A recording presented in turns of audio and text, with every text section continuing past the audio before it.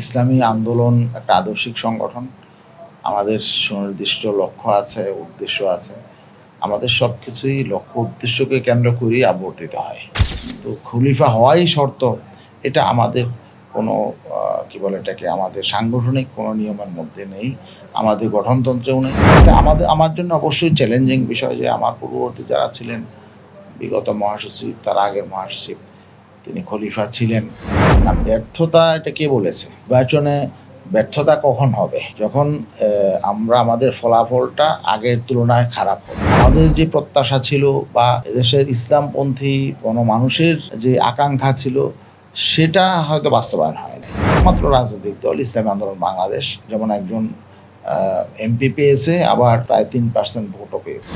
আমরা তো জোটে কখনোই ছিলাম না, আর আমরা শেষ মুহূর্তে জোট থেকে বেরিয়ে আসি, বিষয়টা এমন। যেই চিন্তার ভিত্তিতে এই ঐক্যটা হয়েছিল, সেই চিন্তা থেকে যখন তারা সরে গেল, আমরা তো আমাদের লক্ষ্য উদ্দেশ্য থেকেই বা জনগণ, আমাদের কর্মী সমর্থকদের কাছে আমরা যে ব্যাপারে কমিটেড, আমাদের কমিটমেন্ট থেকে তো আমরা সরতে পারি না। আপনারা তো লক্ষ্য করেছেন যে এবার আমাদের যে কেন্দ্রীয় কামেলা হয়েছে, কেন্দ্রীয় কমিটি হয়েছে, এখানে গুরুত্বপূর্ণ দায়িত্বে তুলনামূলক তরুণরাই এসেছে। প্রথমে আপনার কাছে যে প্রশ্নটা আমার ছিল, মহাসচিব হিসাবে আপনার আগামীর পরিকল্পনাটা? আমার তো আসলে ব্যক্তিগত বিষয়াদি তো আর এখানে বিবেচ্য বিষয় না। আমাদের একটা ফোরাম আছে, আমার সহকর্মীগণ আছেন, সহযোদ্ধাগণ আছেন। পরিকল্পনা তো সবাইকে নিয়েই আমাদের হবে। আমার ব্যক্তিগত পছন্দ অপছন্দ এটা তো এখানে বড় ম্যাটার করে না। যেহেতু ইসলামী আন্দোলন একটা আদর্শিক সংগঠন, আমাদের সুনির্দিষ্ট লক্ষ্য আছে, উদ্দেশ্য আছে। আমাদের সব কিছুই লক্ষ্য উদ্দেশ্যকে কেন্দ্র করেই আবর্তিত হয়। এই জন্যে আমি পার্সোনালি আমার ব্যক্তিগত এখানে কোনো বিষয়াদি নাই। আমরা দেখেছি বিগত দিনগুলোতে ইসলামী আন্দোলন বাংলাদেশের মহাসচিব পদটা তাদেরকেই নির্বাচিত করা হতো, যারা সাধারণত পীর সাহেবের খলিফা হয়। তো এই জায়গার মধ্যে আমরা তো জানি আপনি খলিফা নন, তো ইসলাম আন্দোলন কি ওই জায়গা থেকে বের হয়ে আসতেছে কিনা? না, এটা প্রশ্নটা পুরোপুরি সঠিক না। ইসলামী আন্দোলন যখন প্রতিষ্ঠা হয়েছে, তখন থেকে এখানে প্রথমে সমন্বয়কারী ছিলেন। সমন্বয়কারী আমাদের বরগুনার পীর সাহেব এবং আমাদের শাইখ রহমতুল্লাহ এবং আমাদের দাদা হুজুরের খলিফা আব্দুল রশিদ সাহেব ছিলেন। তারপরে সমন্বয়কারী কিছুদিন আমাদের ব্যারিস্টার কুরবানী সাহেব ছিলেন। সমন্বয়কারী সাবেক সচিব নূর মোহাম্মদ আকন সাহেব ছিলেন। ওনারা তো খলিফা ছিলেন না।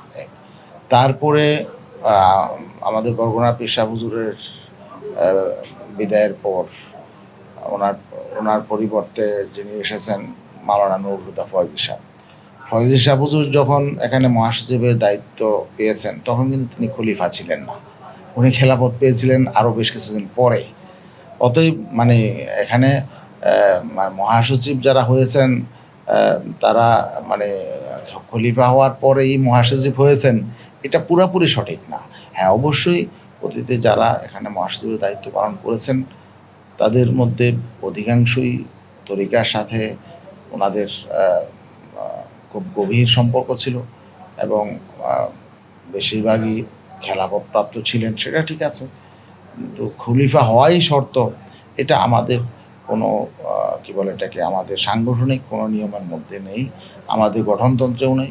গঠনতন্ত্রে যেটা আছে যে মজলিসে শুরা নির্বাচিত করবেন। আর তাছাড়া এখানে এটা আমার জন্য অবশ্যই চ্যালেঞ্জিং বিষয় যে আমার পূর্ববর্তী যারা ছিলেন, বিগত মহাসচিব, তার আগের মহাসচিব, তিনি খলিফা ছিলেন।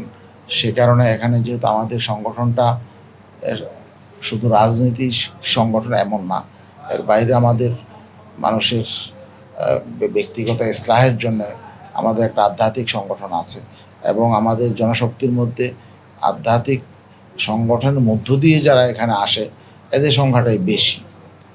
এটা অবশ্যই এখন অবশ্যই আমার মাথায় চিন্তাটাও রাখতে হবে যে সবাইকে নিয়ে যাতে আমরা এগিয়ে যেতে পারি এবং সবার চিন্তা চেতনা এগুলো সবার সাথেই যাতে সমন্বয় করে আমরা চলতে পারি, এটা অবশ্যই আমাদের জন্য একটা বড় চ্যালেঞ্জ। বিগত নির্বাচনে দলীয় আপনাদের ইসলামী আন্দোলন বাংলাদেশের যে ব্যর্থতাকে, এটাকে আপনাকে দলীয় ব্যর্থতা হিসাবে দেখেন নাকি এটা নেতৃত্বের জায়গাটা কোনো ভুল আছে কিনা? না, ব্যর্থতা এটা কে বলেছে? মানে নির্বাচনে ব্যর্থতা কখন হবে? যখন আমরা আমাদের ফলাফলটা আগের তুলনায় খারাপ হবে। কিন্তু আপনারা বিষয়টা বিশ্লেষণ করে দেখেন, আমাদের ফলাফল কি আগের চেয়ে খারাপ হয়েছে? খারাপ তো হয়নি, অনেক গুণ ভালো হয়েছে। অতএব এটা ব্যর্থতা ওইভাবে বলা যাবে না, আমরা এটাকে ব্যর্থতা বলিও না। হ্যাঁ, আমাদের যে প্রত্যাশা ছিল সেই প্রত্যাশা অনুযায়ী ফলাফলটা হয় নাই, তাই না? আমাদের যে প্রত্যাশা ছিল বা এদেশের ইসলামপন্থী গণমানুষের যে আকাঙ্ক্ষা ছিল সেটা হয়তো বাস্তবায়ন হয় নাই, কিন্তু এর অর্থ এই না যে আমরা এখানে ব্যর্থ হয়েছি। আহ, সংসদে আপনাদের একজন প্রতিনিধি আছেন, ওনাকে নিয়ে আপনাদের আসলে আলাদা কোনো প্ল্যান আছে কিনা? আল্লাহর অশেষ মেহেরবানি যে এই দুইটা জোটের মধ্যেও আমরা একমাত্র রাজনৈতিক দল যে পার্লামেন্টে আমাদের একজন এমপি, একজন সদস্য আছেন। আপনারা দেখবেন যে আসলে বিগত নির্বাচনে এই দুই জোটের বাইরে মানে বিএনপির সাথে তো অনেকগুলো রাজনৈতিক সংগঠন ছিল, আবার জামাতের সাথেও অনেকগুলো রাজনৈতিক সংগঠন ছিল, কেউ প্রকাশ্যে ছিল, কেউ অপ্রকাশ্যে ছিল। এর বাইরে একমাত্র রাজনৈতিক দল ইসলামী আন্দোলন বাংলাদেশ, তারা যেমন একজন এমপি পেয়েছে, আবার প্রায় 3% ভোটও পেয়েছে। তাছাড়া কোনো রাজনৈতিক দল এই দুই জোটের বাইরে কোনো এমপিও পায় নাই এবং 1% ভোটও পায় নাই। তো অবশ্যই এটা আমরা মনে করছি যে ইসলামী আন্দোলন বাংলাদেশের একটা সফলতা। এখন বাকি আমাদের, আপনারা হয়তো লক্ষ্য করেছেন আমাদের যে এমপি অলিউল্লাহ সাহেব, তিনি পার্লামেন্টে গঠনমূলক ভূমিকা রাখছেন এবং তিনি এদেশে ইসলামের পক্ষে, মানুষের পক্ষে এবং দেশের আলেম ওলামা মাদ্রাসার পক্ষে উনি সেখানে কথা বলছেন এবং আমরা আশা করি যে তার ভূমিকাটা সামনে আরও উজ্জ্বল হবে, এটা আমরা আশা করি। যেহেতু উনিও পার্লামেন্টে নতুন এবং উনি একা, সেই হিসাবে ওনার সেখানে আসলে খুব বেশি ভূমিকা রাখার সুযোগ কম। তারপরও ওনার অবস্থানের থেকে যতটুকু সম্ভব আমরা চাই, আমাদের প্রত্যাশা উনি সেখানে অতীতে এই কয়েক মাসে যে ভূমিকা রেখেছে, অত্যন্ত প্রশংসনীয় ভূমিকা রেখেছে, সামনে আশা করি উনি আরও ভালো ভূমিকা রাখবে, এটা জনগণ দেখতে পাবে ইনশাআল্লাহ। আমরা নির্বাচনের আগে দেখলাম আপনারা মানে একদম শেষ মুহূর্তে গিয়ে জোট থেকে বের হয়ে আসছেন, ঐক্য যেটাকে বলে নির্বাচনী ঐক্য বলে বা জোট বলে, ওটা থেকে বের হয়ে আসছেন। তো আগামীতে তো জামাতের সাথে জোটে যাওয়া আপনাদের জন্য পসিবল হচ্ছে না, যেহেতু তাদের সাথে একটা আদর্শিক দূরত্ব আপনাদের তৈরি হয়েছে। এই জায়গাতে বিএনপির সাথে কি আপনাদের আগামীতে জোটে যাওয়ার কোনো সম্ভাবনা আছে? না, আমরা তো জোটে কখনোই ছিলাম না, আর আমরা শেষ মুহূর্তে জোট থেকে বেরিয়ে আসি বিষয়টা এমন না। আমরা আমাদের অবস্থানে ছিলাম, আমরা বলেছিলাম যে আমরা ইসলামের পক্ষে একটা বাক্স দিব, আমরা সেটা দিয়েছি। একটা সমঝোতা ছিল অন্যদের সাথে, শেষ মুহূর্তে তারা বরং বলা চলে যেই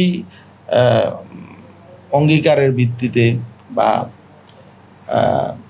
যেই চিন্তার ভিত্তিতে এই ঐক্যটা হয়েছিল, সেই চিন্তা থেকে যখন তারা সরে গেল, তা আমরা তো আমাদের লক্ষ্য উদ্দেশ্য থেকেই বা জনগণ আমাদের কর্মী সমর্থকদের কাছে আমরা যে ব্যাপারে কমিটেড, আমাদের কমিটমেন্ট থেকে তো আমরা সরতে পারি না।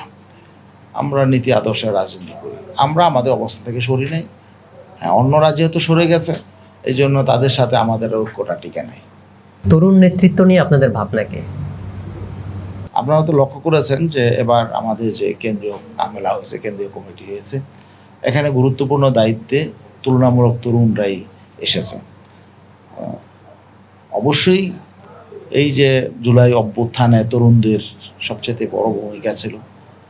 সামনে দেশ নির্মাণে বা যে কোনো আন্দোলন সংগ্রামে তরুণরা ভূমিকা পালন অতীতেও করে আসছে। আমাদের মুক্তিযুদ্ধ, আমাদের স্বৈরাচার বিরোধী আন্দোলন, আমাদের ফেসিবাদ বিরোধী আন্দোলন, প্রত্যেকটা আন্দোলন সংগ্রামে এবং জাতীয় প্রত্যেকটা গুরুত্বপূর্ণ মোড় পরিবর্তন যখন হয়েছে, তখন দেখা গিয়েছে যে তরুণরাই ছিল আসলে এটা নিয়ামক শক্তি। তো এই জন্য ইসলাম প্রতিষ্ঠার ক্ষেত্রেও আমাদের এখানে তরুণদের অবশ্যই তাদের শক্তিকে আমাদের কাজে লাগাতে হবে, তাদের মেধাকে কাজে লাগাতে হবে এবং তাদেরকে সঠিকভাবে তাদের মূল্যায়ন করতে হবে। সেটা আমরা ইনশাআল্লাহ অতীতেও করেছি, এখন আরও বেশি করব। কিছুদিন আগে আপনাদের কমিটির ইয়াটা পরিবর্তন করা হয়েছে, ওখানে দেখলাম নাম ঘোষণা করা হয়েছে কিন্তু তাদেরকে পদগুলো ক্লিয়ার করা হয়নি, কে কোন দায়িত্ব পালন করবে। এটা কি দলীয় কৌশল নাকি আপনাদের ভিন্ন কোনো প্ল্যান আছে?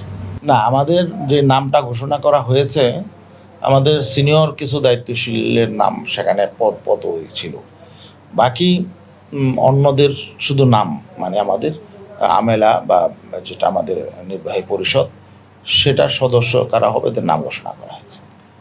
তারপরে আমরা কে কোন দায়িত্ব পালন করবে, কোন বিভাগে পালন করবে, এটা আমরা পরে ঠিক করেছি।